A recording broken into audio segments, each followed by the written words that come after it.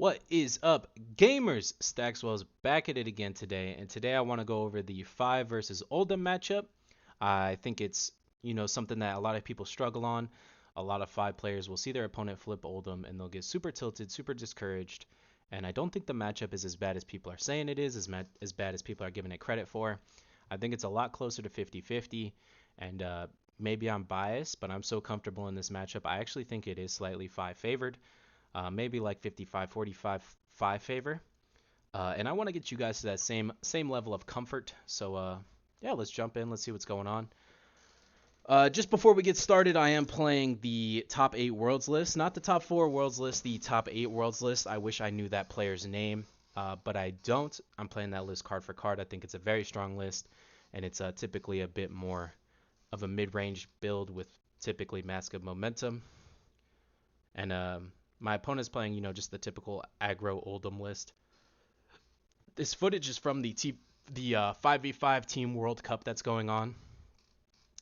I'm playing with Team Sneep in this tournament just because Blade Break wasn't a team prior to the start of it. So I am playing with Team Sneep. Great great group of guys. And I'm playing against Team Brazil, and the player specifically I'm playing against is Silhouette. Super solid player, super solid team. Absolutely deserve credit, absolutely deserve props. Just highlighting this game because it showcases a lot of the things that I want to talk about. A lot of the ways to beat oldhim are showcased in this match, and I think it's just a perfect example. So the side deck in this, I start with a base 54 and I side in 6. The 6 I chose to side in was 3 Sync and 3 E-Strike. The reason I do this is because I like to play on a 5-2 cycle. So I like to play with 5 cards, block with 2, arsenal 1, play 1. And then next turn, play with 5 cards, block with 2, arsenal 1, play 1. Like, that's the cycle I ideally like to play if they let me. But let's see how it goes. Oh, and another thing to mention too is in this matchup, you don't play momentum. You don't play momentum because they want to block you anyway. oldhim typically wants to block with 1 or 2 cards in its hand, sometimes 3, just depending on their draw. So momentum's not really going to do anything for you. Momentum's only good against those decks that don't want to block you. He does. He wins the dice roll and he makes me go first, which is probably smart. Fi always wants to go second just to punish your opponent for blocking. Here he gets to block for free and draw back up. And then you also want to play Tunic. This game's going to go on long enough for me to probably get like 5 resources or something off the Tunic, so it's definitely worth it. So we draw up. Hand's not looking too hot. And I also just woke up. We're on such different time zones that we kind of had to play at a wacky hour of the night. But it's okay. We're just waking up, clearing the dust out of our eyes, trying to figure out what's going on. I'm like, pitch, Fi effect. Wait. Is it alright with you if I get my Tunic, man? And he's like, yeah, go ahead. So shout out Silhouette. Awesome guy. Super nice guy. Pitch, get my Phoenix Flame. Come in with that. It's for 0, but he knows I could have Razor's Reflex, Ancestral Empowerment, something like that. So he does block it. Smart decision. I come in with Blaze Headlong. He's going to sink it. I was hoping I could leak through 1 damage there, but not going to happen. And here, if I was a lesser man, I would pitch Lava Vein Loyalty. Come in with the weapon. Fi effect. Oh, wait, no, I can't even Fi effect. But if I was a lesser man, I would pitch and come in with the weapon for 3. But if I did that and he ice reacted me, then I would be left with nothing, no arsenal. And if you're going first, you need to set up a 5-card hand. So do not fall for oldhim's ice react. Like, I pitch, I attack with the weapon, he ice reacts, he blocks for 3, and I leak no damage, and I don't have a 5-card hand. So there's just no point to attack there. So I just do the smart thing. I end the turn, I slap 1 in my arsenal, call it a day. Just really playing around that ice react is so huge. I mean, that could change the whole game. I don't remember if he actually had an ice or not. Let's try and find out if we can. I think it's the right 2 cards. So I draw up. Again, I want to play a 5-card hand next turn, and it's not looking good, bruv. I've got like 5 blues, so not ideal by any circumstance. So probably going to want to just block out here. But it is like that crucial turn where he can only hit me with 4 cards. So it's like the one turn I can afford to just like not really block. Tear Asunder coming in. I'm just mulling over like my options here, so I could block with 2 cards and then like pitch weapon and pass really. Or I'm just wondering like how much more damage could I do if I block with Shuko? Come in with a 3 card hand or a 4 card hand, I guess if you count the arsenal. I wind up doing that. I think I could probably push like 12-ish damage here, which I know he's not gonna block, but it'll just help me kind of get him a little bit lower and get this ball rolling. I can't just not do anything. That wasn't a strong enough on hit for me to not do anything about it. I gave him my Shuko super early, but hopefully this damage is worth it. All right, so we're just coming in normal 5 gameplay here. Nothing too crazy.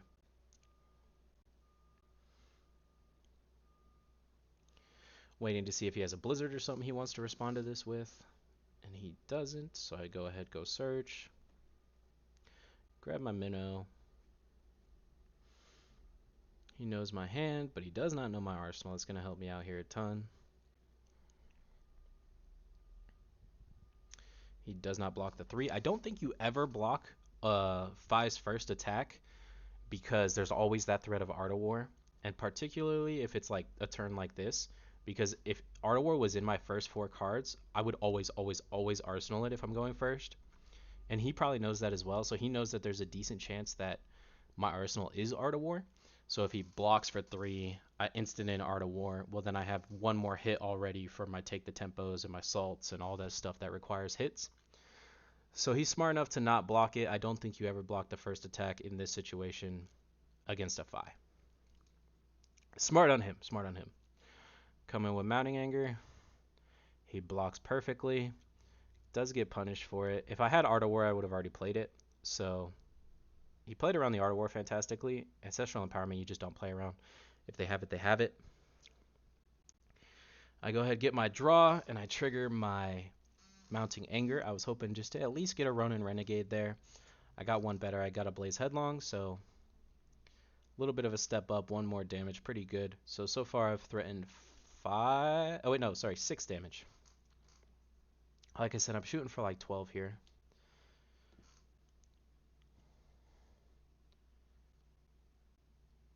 He's thinking if he wants to react. He's probably thinking about an Earth reaction here, I think. Because if you Earth react, then you prevent the 1, then you deny the 1, and then you still have 1 prevention floating. So it basically turns a blue Earth into a 3 block. So if he has a blue Earth 2 block, he should probably do it. But he just takes the 1. Calls it a day. I go ahead, trigger my Mounting Anger, banish that. Come in with Blaze for 5, go again. And he does have a blue Earth, but it's a 3 block, so not blocking with it there, or not reacting with it there, I don't blame him. Because it just wasn't worth it. Come in with Ember's Blade for 3, he's going to take. I know he's got a strong on hit for me, or he would have blocked that. Coming with the Phoenix Flame for 1, he's probably going to take this as well, I imagine. Take it, and then I audibly say out loud, I'm like, oh, should I pop my mask? And I just really want him thinking about mask. I want him to be afraid of it for this game. I want him to be blocking a little more than he should. And I mean, let's be honest, it's just gonna get a lava burst at the end of the day, no matter what. But just having your opponent thinking about salt, like I don't even play salt, but he's thinking about it. So for the rest of the game, he's going to be blocking a little more than he should up until the point I pop that Mask of the Pouncing Lynx.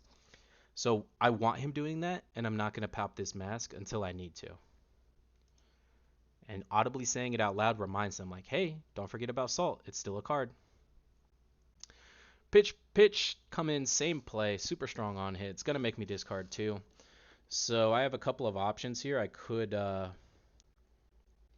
just take it, discard 2, slap Art of War in my arsenal and come in with Snatch. Or I could sink it, discard 2, and just arsenal my Art of War.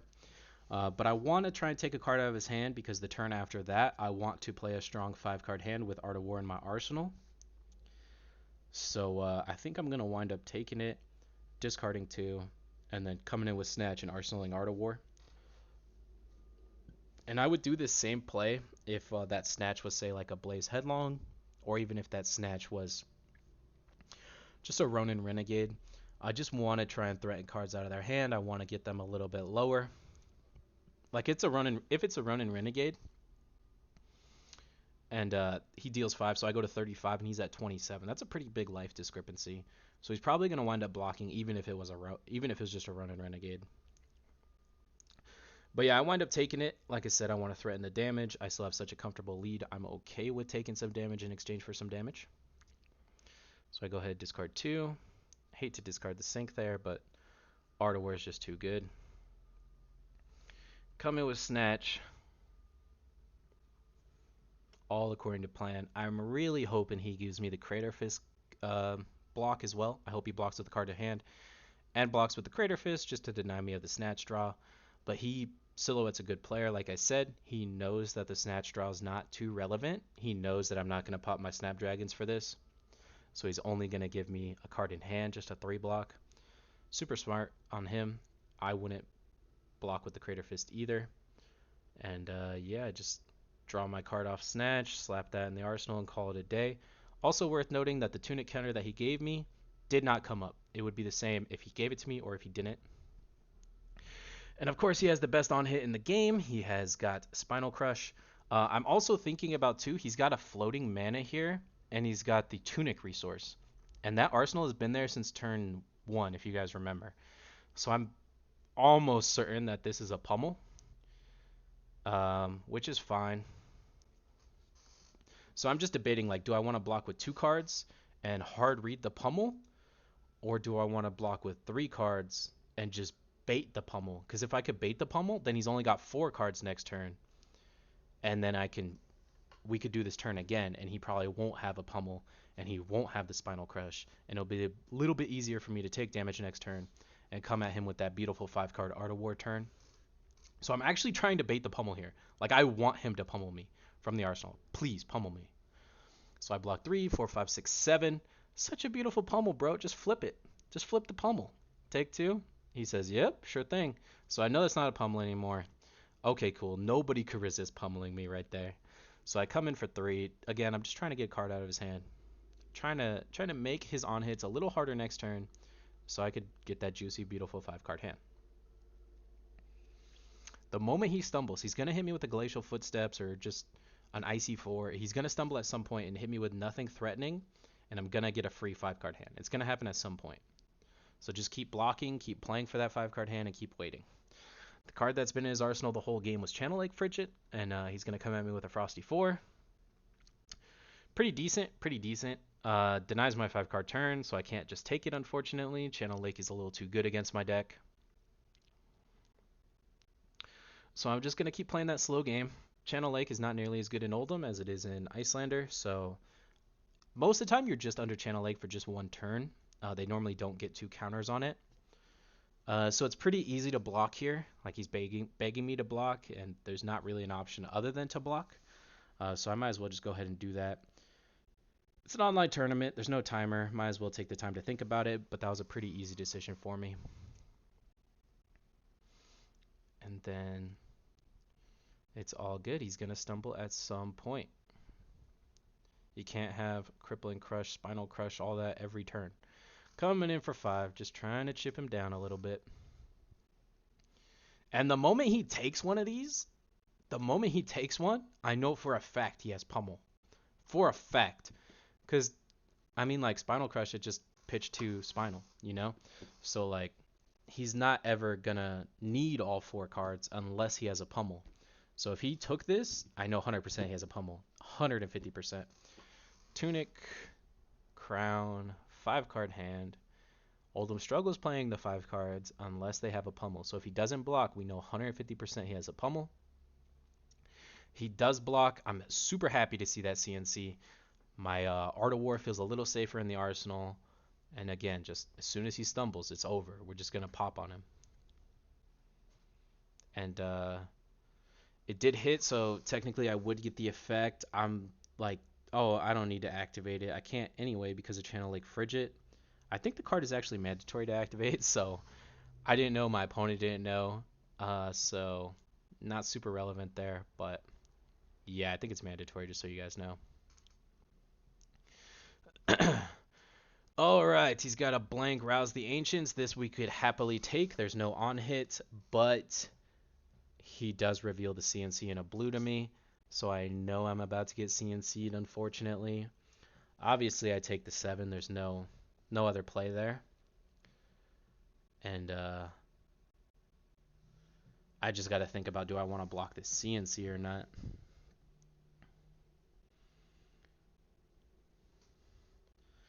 So I could block with 2-3 blocks, but then my other 2 cards are Lava Burst, Mounting Anger, and those like actually do nothing. I mean, I could block with the 2-3s, Pitch, Mounting Anger, and keep trying to play for this 5-card hand.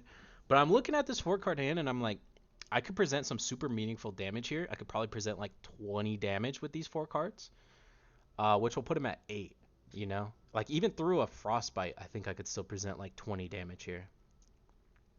And then he has no card in Arsenal. He's probably going to block with a couple cards. I mean, honestly, I might be able to kill him with these 4 cards, like just depending how the flame engulfing and stuff goes. So I'm just like, man, it's worth just taking it, you know? And then next turn I get a super huge, super big turn.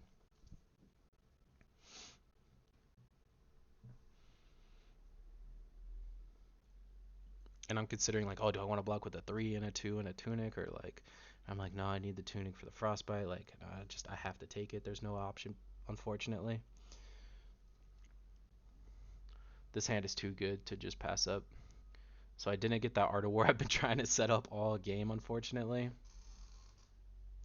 But he's got no Arsenal. I feel really good about that. And I still have 20 health, which is kind of a lot.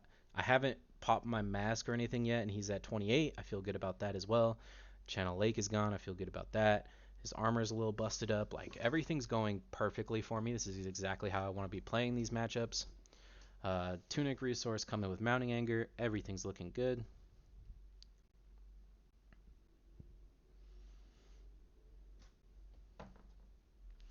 Because theoretically here, like, what's going on in my mind is I could Mounting Anger, Engulfing Wave, then I'll still have one floating, then I get back Phoenix Flame, attack with Phoenix Flame, and then attack with Lava Burst, and then I could snap it, and then pop my mask, and then Lava Burst again, and it's like such a strong turn. And I'd still have one floating, so even if he frostbited me at any point in there, it's fine, you know, like, it doesn't matter. So I think with that hand, I don't know, someone do the math, but I think it's like, I'm just quick math in my head. It's like 25 damage, not even counting the engulfing flame wave. So I think I could like actually just kill him this turn if like I go uninterrupted.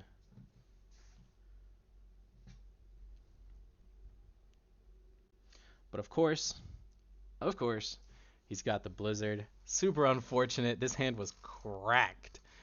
But Blizzard says no, so this hand is just became super awkward, super bad.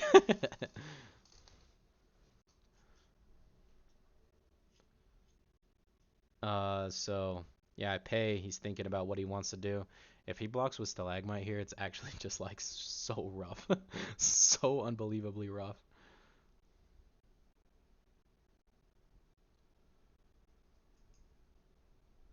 But he doesn't know what's in my hand, right?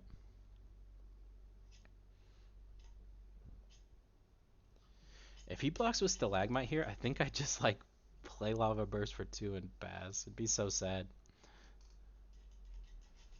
But he takes it. I'm thinking, do I want to banish him? Like, no, because I was thinking like he was gonna block with Stalagmite, so I had that Lava Burst ready. Well, actually, it'd be Lava Burst for 3, I guess, because of Mounting Anger. But I'm like, no, I guess I'll pitch and engulfing him. But I really want to set up that arsenal. But I think 5 damage is just worth it, particularly because it's probably gonna be more than 5 damage. Like, there's an 80% chance that this engulfing flame wave hits like at least 3 more damage. So this is really like 8 damage. And if I deal 8 damage to him, I put him to 16, which is like so within kill shot range. So he goes ahead, takes it. He's gonna take 3 more. Nope. Unfortunate. I get like one of 4 cards left in my deck that actually does nothing. So it's like a 4 and 40 chance there. Unfortunate. Because it was just 2 sinks because one's already gone, and 2 Art of Wars because one's already gone. So 4 and 40. And then of course he has like the best on hit in the game after that. It's okay. This is how we play the matchup. This is how we want the matchup to go. We just played with our 5-card hand, pseudo 5-card hand, and now we're gonna block with 2 and play with 2.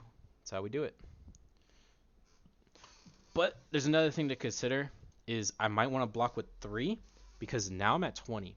20 is kind of low, so I'm like, do I want to preserve my life a little bit more so I could keep taking these on hits and just keep waiting and waiting and waiting until he can't present a threatening on hit to me. So I'm actually kind of low enough now where I'm like, maybe I block with 3 cards. Like it really, like my life might be worth preserving at this point. And that's exactly what I do. I wind up blocking 3, 6, 7, 8, take 1. And he has no arsenal or anything, so I'm still pretty confident that I could take the next turn. Like it's fine. He's only got 4 cards. I'm not threatening anything to him, unfortunately. But like worst case scenario, it's just like a Spinal Crush or something. It's not like Spinal Crush Pummel. But 2 Spinals are gone. I'm feeling pretty good about that as well. Go ahead, slap 1 in my arsenal and pass. This is a fantastic hand again. If he doesn't threaten me with a super relevant on hit, he just dies.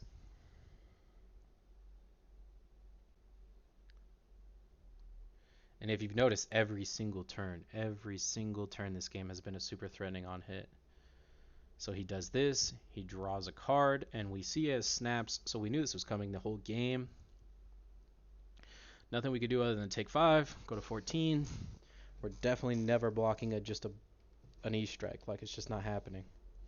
And this is why we're preserving our life earlier, is so we can afford to just take these kind of cards.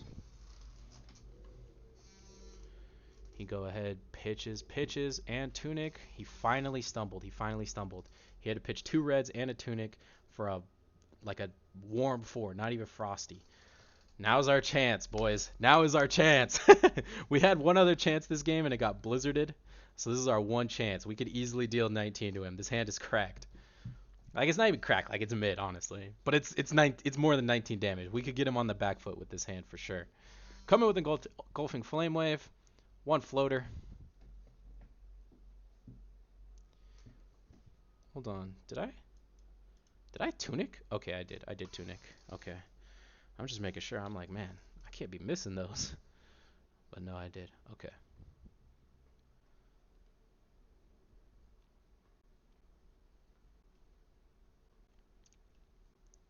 And at this point, I turn this man into a ponder token. He is thinking super hard about how he wants to block this or what he wants to do.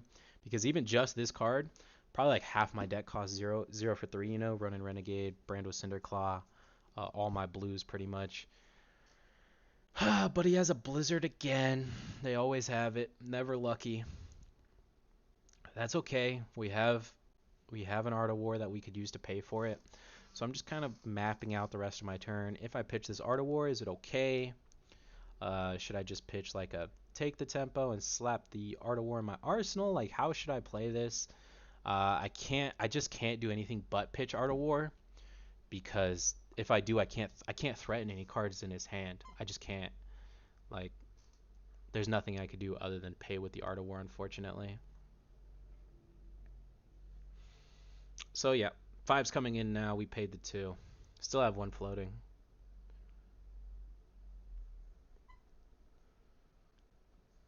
And again, we're still trying to play this 5-2 cycle. So this is the 5 cycle. This is the 5 part of that 5-2 cycle. So this is where we do our damage. If we can't kill him here, we play 2 cards the next turn. Everything's good. He blocks 5. That's fine.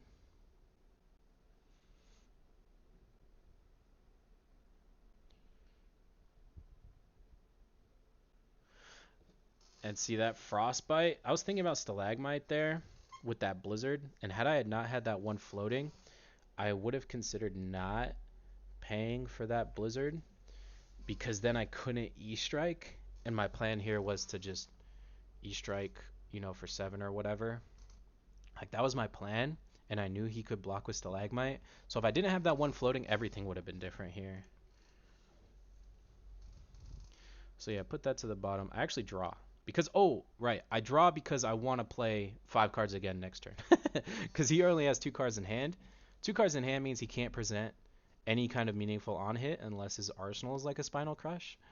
but probably not. It's very likely not. So I don't think he could present anything super scary with these 3 cards. I'm not too worried about it. 5 draw cards, slap this in the arsenal, and then pop next turn. Unfortunately, I draw a blue. I can't slap a blue in the arsenal, so there's not much more I could do other than snap and pitch, Ember's Blade, weapon. Like, there's just no better value I'm gonna get out of this blue for the rest of the game. So I'll turn it into 4 damage here, which is fine. It's not bad. It goes to 11. Phoenix Flame goes to 10. And here he was like visibly annoyed. I was like, yeah, pitch, Ember's Blade. He's like, fine, fine. I'm like, Phoenix Flame. And he, see, like right here, probably like didn't want to block with this, but he had to because my mask is still up. So he's still blocking unoptimally because of mask. Like, he's still scared of it. And he has to be. He has to still respect it. But worst case scenario, he takes the 1, goes to 10. I pop this, hit him for 5 more with Lava Burst, so he go to 5. But you know what? It's fine. Because like I said, look at his hand. Look at all the cards. He doesn't have a meaningful on hit. I know he doesn't. Not with this amount of cards. So let's see. Yep, pitch, just 4 damage. It's fine. And then my hand is like perfect even with a frostbite here. So particularly because of the tunic resource. Had it not had been at 3, this hand would have been a lot different because I have the 1 mana Emerald's Blade cost 2. So I actually plan on spending all my mana from the blue. So the tunic resource definitely helps this decision here. I'm just going to go ahead and take 4. This is an on-hit I could easily take. Not scared of it at all. Then he goes and pummels it. Sure, that's fine. Take 4 more. I'm at 2. I get a frostbite. But that's okay. He's only at 11, and I have, like, I don't know, like 20 damage in my hand. Well, with my mask, And, so yeah, my turn. Tunic goes to 3. Then I have to pitch. I can't just tunic. Play that. 1 floating because it costs 2. So basically I have 2 floating mana with the tunic. Coming in for 3. He probably wants to block, but like I said, you do not block the first card in 5. You don't want to get Art Award. Art Award just goes over and just turns your 3 block into a sigil. It's just not worth it. Just wait for the second attack. I'm not sure. See, he touched my mask. He's scared of it. He's like, oh man, I don't know if I want to let any attacks hit.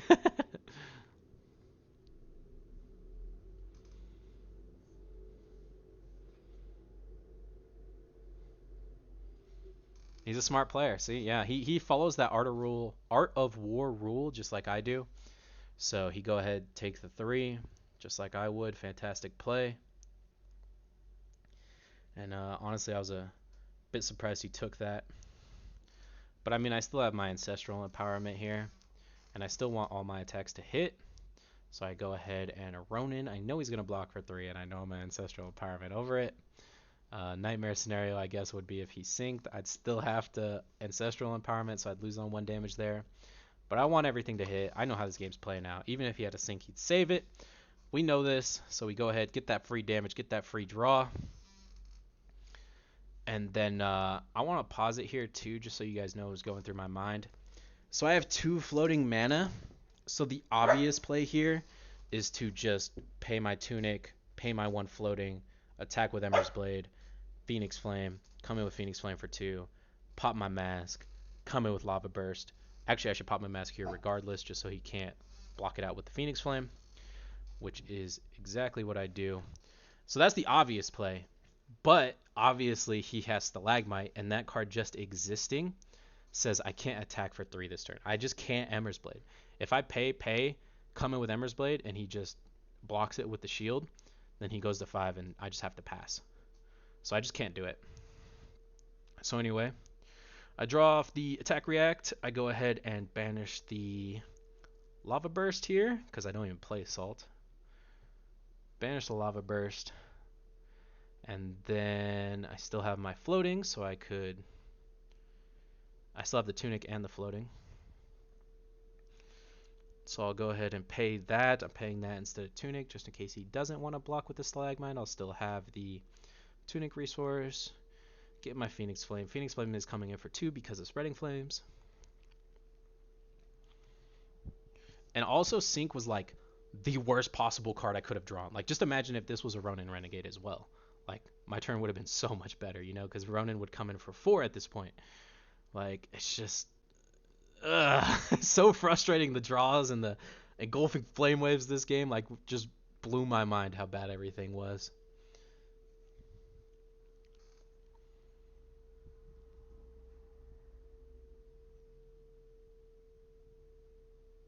He's considering blocking this. And yep, he does. He go ahead and threw the stalagmite at it, just like I said. I don't even think that stalagmite was probably correct anymore. I already suffered the casualty from stalagmite. But yeah, he go ahead, activate stalagmite on the stack. I'll instant in my tunic resource, so I still have the one floating. So I could pay for the frostbite. So yeah, the only play I have left here is to just pay and come in with lava burst for 6.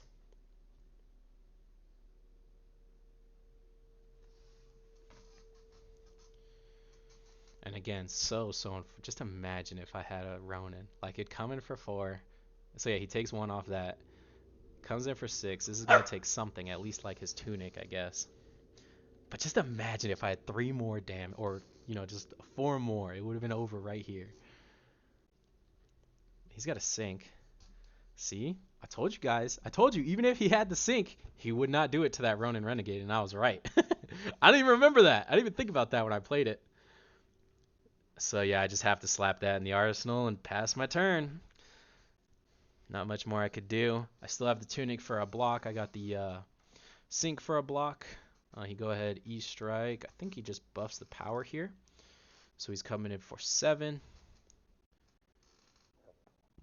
So I have to give him a card from my hand, unfortunately.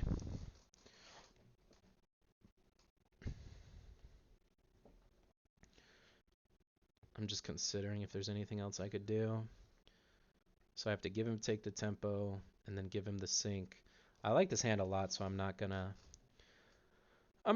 sync anything. If he still had the shield, I would probably sync away the mounting anger, but he doesn't. So this hand's perfect. I could use all my mana, and I could probably threaten a lot of cards from his hand. I accidentally added that to my hand there. Whoopsies. Pitch, play this. Super strong, super good break point. Like, it's like almost like he has to block with 2 cards, but he can't.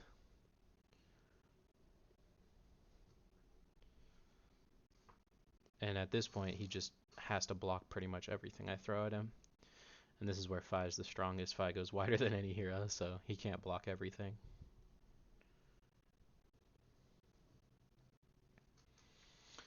And again, turned him into a ponder token here. He's just thinking what he wants to do. He probably wants to give me that tunic, but he probably needs that tunic resource, honestly. And he's like, he's only got 1 more card in hand. I could live. As we all know, Fi does a lot with just 3 cards, a blue and 2 reds. Strong deck. Takes the 1, mounting anger effect. Go ahead, banish that. Come back in with it for 4. I'm like, do I want to blade or do I want to come in for 4? I actually don't think it matters at all which one I do. But I'm going to do this one. Just because if he had the 3rd blizzard and I came in with the weapon, then it just ends there. Actually, can he blizzard weapons? I don't even know. I was playing around blizzard. I don't even know if it was relevant.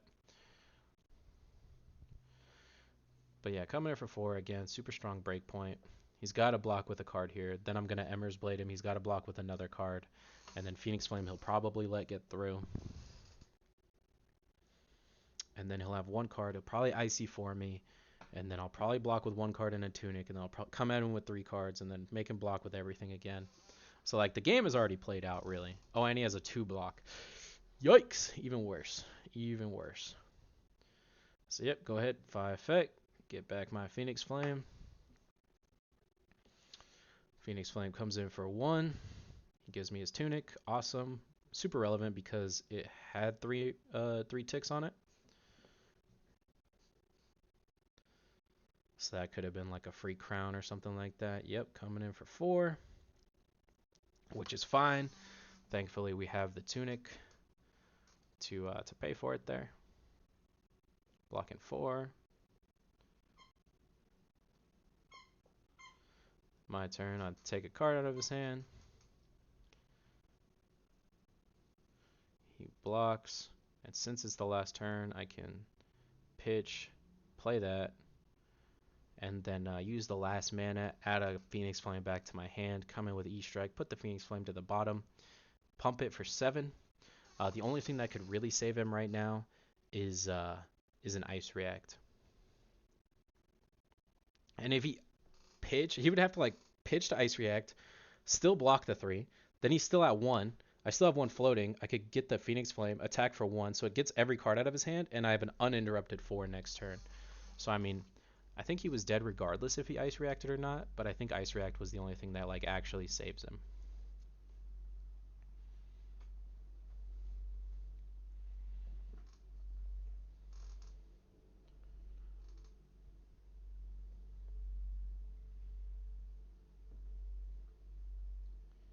He's just kind of thinking, seeing if there's anything he could do.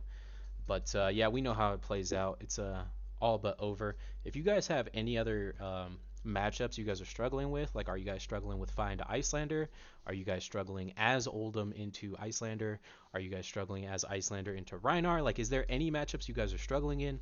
Please let me know. I can make a guide for this, between me and my team. We know every deck, every matchup. So just let me know, and let me know if you guys like content like this. Don't forget to like, comment, rate, subscribe, and help the algorithm, help me out. And thanks, gamers, for watching. Till next time.